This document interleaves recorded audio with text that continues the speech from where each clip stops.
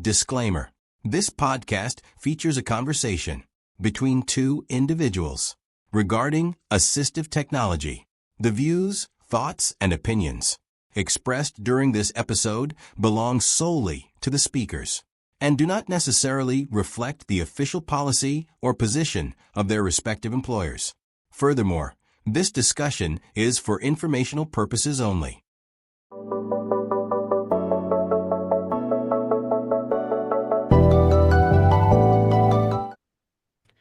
Hi, welcome to Assistive Tech Today podcast. I'm your host, Vinny Lavodi, and today we have a special guest, Kevin Diaz, who is the founder of Ambiki, a software company that is very useful for SLPs, OTs, and PTs.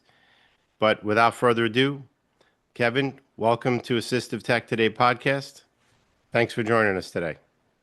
Thanks for having me, Vinny. I'm super excited to be here. Been looking forward to this one. Yep. So, Kevin and I met on LinkedIn. We had conversed a little bit, and I said, I think what you've developed would be an interesting topic to discuss on the podcast to help the therapists with, more assistive tools to make their job work smarter, not harder. So, Kevin, I guess why don't you, give us an overview of how Ambiki started and where you've taken it now. Yeah. So the origins go back to in 2018. I was actually working in the translation industry at that time, and I got a call from one of my good friends who I had went to college with, and he had just purchased a speech therapy clinic in Tennessee that had about 60 therapists at that time. And one of the things that, he noticed in the first couple months was the therapists were really stressed. Some of them were burnt out. They were taking a lot of documentation home at night. They had a lot of Excel spreadsheets they had to fill out at the end of the month for payroll and different things like that. So he asked me, would you be interested in coming in to help us, make things more efficient, to help out, make some, tools for the therapist to help them out. And I thought it sounded like a really interesting opportunity because in my past life, I had been an English as a second language teacher in Japan for 2- and 3-year-olds, which is probably about as adjacent to being a speech language pathologist without actually being a speech language pathologist. But also, my background in the translation industry, we deal with different kind of natural language processing and things like that. So I felt like it was this really neat intersection of different things I had worked on. So decided to jump at that opportunity. And so we started building some internal technology tools for this practice and kept building and building. And 3 years later, we looked up and we had built a kind of a full-fledged practice management system that was now running everything for this practice, everything from scheduling to documentation to insurance billing, sending the claims, teletherapy platform. And it was at that time that we decided, why don't we spin this out? This software might be useful to other practices throughout the United States. And so that was the origin of Ambiki. We kind of took everything we learned over those 3 years building that bespoke system for Sidekick Therapy Partners, and we started from scratch, started building Ambiki. And at first, when we launched, all we really had at that time was a therapy tools library, so materials that therapists might want to use in their session, and a teletherapy platform. But over the next 2 to 3 years, we built out the full vision of having this full practice management system that can be the operating system for a private practice to help them with everything from managing their operations to all the tools that a therapist needs to do their job on a daily basis. Wow. So it's kind of like almost an all-in-one system for them. Yes, correct. Are you mainly serving private practices, I'm assuming, or are these deployed into some of the school systems have taken them on? Or Our target customer right now is mainly private practices. Some of these private practices have school contracts. So, some of Ambiki's software deals with like how do we help them build the school systems and things like that. Right, right, But we're not working with any schools directly. right. I know from dealing with the company I work for that, I know that there's some school systems have their own in-house SLPs, OTs, and PTs, and other schools outsource. They have outside sources coming in for whatever reason. So yeah, that's great. Yeah. Um, so primarily most of the therapists are mostly speech therapy driven, or is it, does it cover OT and PT as well, or? Yeah, so we cover OT and PT as well, feeding, but it tends to be the majority of our customers are speech heavy practices or practices where speech is the main discipline that they serve. Right. How about I would assume on some level like some medical SLPs, like for people with dysplasia and things like that, are they covered in this? Yeah, we have a couple practices that serve that population. Very cool. Really, really neat, neat. Um, are you only in the United States, or are you global at this point, or? So our customers are only in the United States. We have a global team, 100% remote team. The majority of the team is based in the US, but we do have some teammates throughout the world. But yeah, our customer base focus has been in the US. Um, you know, a big part of Ambiki is also helping with the insurance billing side, and I think the uniqueness of the insurance billing complexities of the US insurance billing system. We just want to focus on that market for now. Yeah, that's definitely a big headache to have to deal with because it's ever changing and evolving, unfortunately. Um, so the software will help like with, well, like I guess with billing regulations or things like that, or any, things that they have to deal with to be in compliance. Is that what it helps with as well, or? Yeah, so a lot of it is sending claims, right? So sending claims to the clearinghouse. How can we help, pre-check everything to make sure that that claim has a high chance of, Getting passing and not processed? getting denied? Right, But then also when the ERA comes back, when you receive that remittance from the insurance company, how do we settle the books? How do we keep a ledger? How do we understand, what your patients owe? And bigger picture, like how can you understand your practice's cash flow situation? I think, one of the difficult things for many of these private practices is accounts receivable, knowing your cash balances because, you know, insurance might pay 15 days later, it might pay 30 days later. right, This patient might have insurance plus Medicaid. There's just so many different complexities right.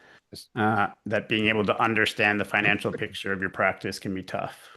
Yeah, when you start out as a business person, you go to school to be a therapist. You didn't know you had to be an accountant, a CPA, and a lawyer all in one, just to figure stuff out, which makes it daunting, especially if you're by your sole proprietor, you don't have anybody else to help you. Yeah. And I think a lot of these practices we see are they were therapists. They wanted to start their own practice, and then they had success. They grew it, but now they're feeling underweight of like the business side is taking Right, up so much of their time. It's like, so how can we give them some of that time back to help focus on, serving the patients more? right, absolutely. Um, I was gonna say, with all that said, the I lost my train of thought, but no, I mean it's great that you're offering. I was gonna say, I'm assuming a lot of this is it AI driven? Is it for some of the tools? Yeah, that's a great question. We actually did a webinar on that last month of, where does AI fit and where does it not fit? So on one hand, I feel like we've been at the forefront of a lot of AI features. So back in 2023, we released a feature called Tenalog where the therapist could basically just set their phone down during a session, record it, and we would then transcribe that audio. If it was an articulation patient, we could connect that to their goals. We could cut out audio clips at the phoneme level and send that, score the pronunciation on that, and then take all of that data and help the therapist write the visit note, and then also help them prep for the next session. Um, but the flip side of that coin, I think there are also areas where we've purposefully not used AI. An example of that is on the insurance billing ledger side. So we feel like that needs to be deterministic. You don't want that to be a black box. LLMs are not good at that. You want a deterministic system that is rule based, that you can trust for your accounting. Another thing is we've seen a lot of our competitors like trying to go the AI chatbot route for support, and we are kind of the opposite opinion there, where we think having clinicians on the support team is very important, because they can understand the context of your practice. And I think a lot of our customers, if you called them up, they would know the first name basis with a lot of our teammates. And we feel that is a big part of what makes us unique, is that like software plus team Right. aspect that we bring. Yeah, I mean, I'm in support, so I can feel that. I agree. You sell the product, and then, the support is also part of it. When you have a question or you have problems, you want to know that you can reach out to somebody. And like you said, for me, I work for a small company, so most of the time the customers speak to me, and I build a rapport with my customers. They feel comfortable, and that also builds good brand strength. Where, I've dealt with big companies, I won't mention the names, and you're talking to a chat bot, and it basically like puts you in like a dog chasing its tail sometime. It only knows so much, and it just basically spins you around and around, and it just wastes your time. And all these people are therapists, so they have limited time. So you're trying to get the answer quickly, and and help. It might be a question that they need to help get somebody, get their therapy approved or whatnot. So that time is important, time management. So that's good. I mean, I talk a lot about AI on the podcast because obviously it's a big thing. It's a big buzzword right now. And in assistive tech, it's pretty big. But it's a tool like anything else. There's a time and a place. We use a sledgehammer for demolition, but we use a finishing hammer for when we're, putting nails in fine things. So every tool has its place. So that's good that you're balancing it out, using where it's really strong and not where it's not using it where it's not. But yeah, we've definitely seen that it can really help therapists on the cutting down on their documentation time, cutting down on their session planning time, cutting down on progress tracking. So helping extract the structured data from a visit note to turn it into like really cool progress tracking graphs and things like that. So I think, yeah, there are definitely areas that AI can help therapists so they can spend more time practicing at the top of their license, like spending time on like what they went to school for, like what Right. drew them to this profession in the first place, and not the admin tasks that just take up a lot of time. Right. The mundane tasks that, are repetitive. And like you said, for stuff like that, AI is great because it can pull the data and pull it out pretty quick, very quickly. Whereas, that would just take a lot of time to try and do that manually. So, how does the software work? Is this web-based software? Do they download it and install it, or is it just cloud-based? It's cloud-based, yep, web-based software. So just at ambiki.com, they log in, and has everything that they need there. So everything is stored for them in the cloud. They have, I guess, somewhat storage, but can they store anything locally, or is it pretty much it's cloud? They can access it from wherever they need to have access to it. Yep, cloud, they can access it from wherever they need to access it from. Uh, Right. yep. Well, the advantage of cloud-based stuff is that you always have the latest software. You don't have to worry about, stuff being outdated, patches, and all that fun stuff. Um, so I'm assuming it's a subscription basis that you run, or right? Or Yeah, that's correct. Yep. So we have different packages. So we have, our main kind of subscription seat, but we also have a cheaper priced package for PRN or part-time therapists who, are not going to be using the software on a daily basis necessarily. okay. Great, great. It sounds, like it would be a very interesting tool. And as guys, as we always say, we always put any important links or and any information in the show notes so that you can, check out the company, check out everything that's Kevin is sharing with us today. Um, is there any other areas that, you want to touch on to let people know about that might be, helpful? Yeah, we have, I think, a lot of interesting tools for therapists. So, on we have Kiki Creates, which was our kind of chat GPT, but HIPAA compliant chat GPT that therapists use for helping with session planning and things like that. On the caseload management side, we have a tool called Pacing. So what we found with a lot of the therapists who work in the schools and have kids who are on IEPs, those IEPs have frequencies of like you see them 6 times per month or 2 times per week. Mm-hmm. So our pacing tool helps to see like, am I on track with that kid? And what would often happen is you're at the school and Sally's out sick today, so you need to go pull a different kid. Well, who should you pull? And our caseload pacing tool allows you to kind of quickly sort, see who's behind in the month, and you can go pull them for a missed an extra session, things like that. So yeah, a lot of tools that I think are unique that we're building for SLPs, OTs, PTs that other competitors who tend to like build for mental health and then tack on SLPs as an afterthought. We really built this from the ground up, trying to make it work for SLPs. So like you were saying, some of the other softwares, they're kind of add-ons. They weren't really designed for that intent. It was an afterthought, like, oh, hey, we're doing this. Maybe we should add, SLPs, like you said, and just put them on.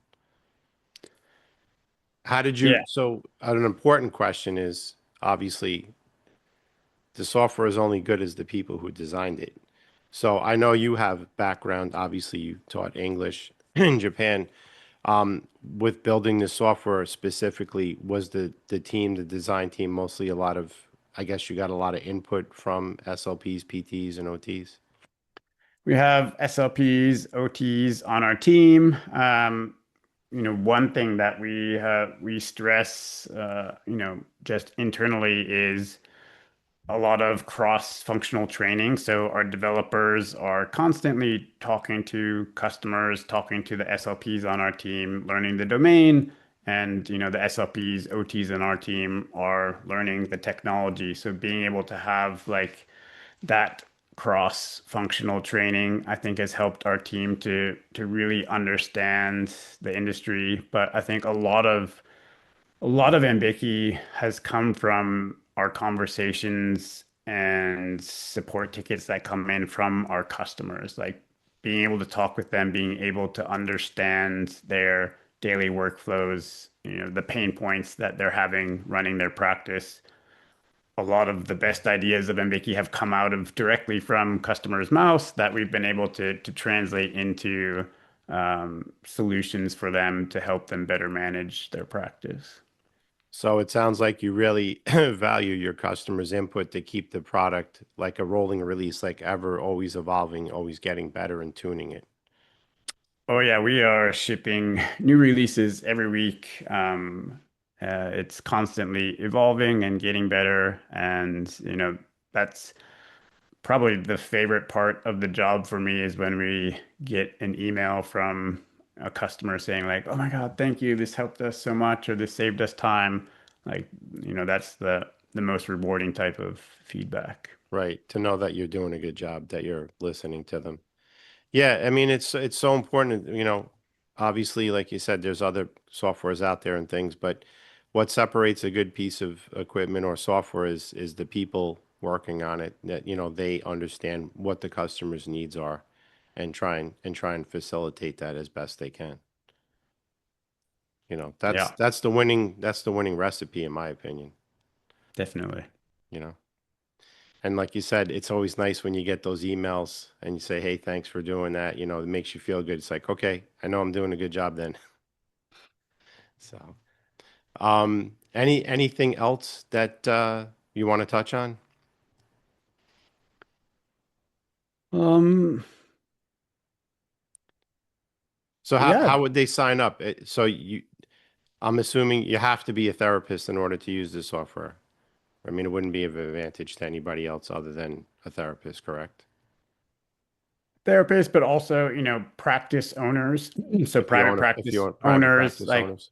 admins, a lot of we have tools for everybody on the team, the schedulers, the billers, the front desk staff. Okay. Um, it tends to be that the practice owner will do a demo with our team, so be able to see what the software can do for them. If they're interested, we'll then get them set up with our implementation team of how do we get their practice up and running successfully on Ambiki.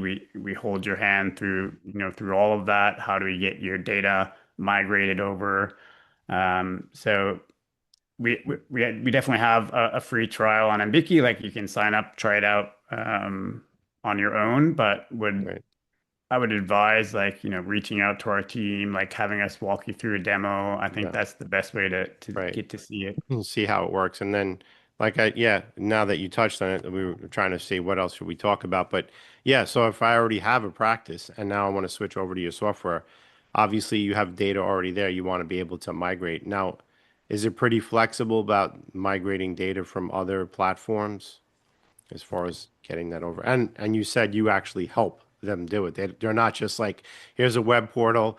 Okay, here you go and upload your stuff and you're on your own. You're basically helping them get squared away until they're up and running.